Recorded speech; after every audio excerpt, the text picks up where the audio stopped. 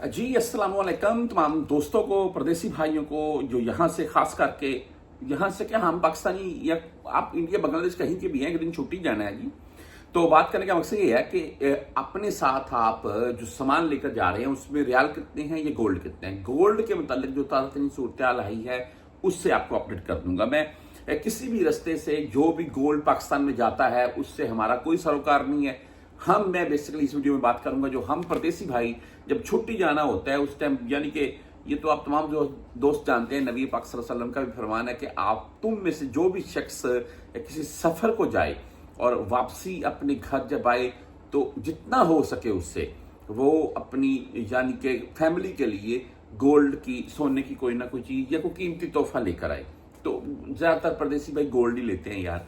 अच्छा, होता ऐसे था कि बिस्किट ले लिए 10 ग्राम 20 ग्राम जितना भी इंसान की जेब इजाजत देती है और वो पाकिस्तान ले गया और पाकिस्तान में ले जाकर किसी भी सुनियार से अपने मतलब की जो चीजें हैं वो बना ली। और ऐसे ऐसे परदेसी मैंने देखे हैं, यकीन माने, उन्होंने वो बिस्कुट ले जाकर घर में रखे हुए थे, जब कल को बेटी की या बेटे की शादी करनी है उस टाइम काम आएंगे। तो ये एक अच्छी चीज है, इसमें कोई बुराई वाली बात नहीं है। लेकिन अभी जो पॉलिसीज बदल रही है ना, उनके मैं मामला को देखते हुए आपके साथ लेटेस्ट जो इन्फॉर्मेशन है, गोल्ड आप कितना लेकर जा सकते हैं, खास करके रियाल भी है, वो आपसे शेयर करूंगा। देखिए, आप इस वक्त सामान के बैग बना लें। मैं शायद एक आध पिक्चर दिखा रहा हूं। मैं ये एक दफा मैं भी जा रहा था, उस टाइम मैं बैग पैक कर रहा था, लिक्विड चीजें जाती थी। अभी लिक्विड चीजों से थोड़ा ग्रेज करें, सेकेंडली हैंड कैरी में भाई बिल्कुल नहीं है। अच्छा, उसके बाद एक चीज है, मिसाल के तौर पर मैं आपको ये एक दो चीजें समझाने की कोशिश करूंगा। आपने एक बैग में 20-25 किलो खजूर रख ली है, तो भाई वो तो ठीक नहीं है ना। आपको एयरपोर्ट के ऊपर वो पूछ सकते हैं कि इतनी खजूर क्या करोगे। यही चीज होती है। 10-15 केजी आप ले जाए, उम्र वाले लेकर भी जाते हैं, कोई टेंशन नहीं है।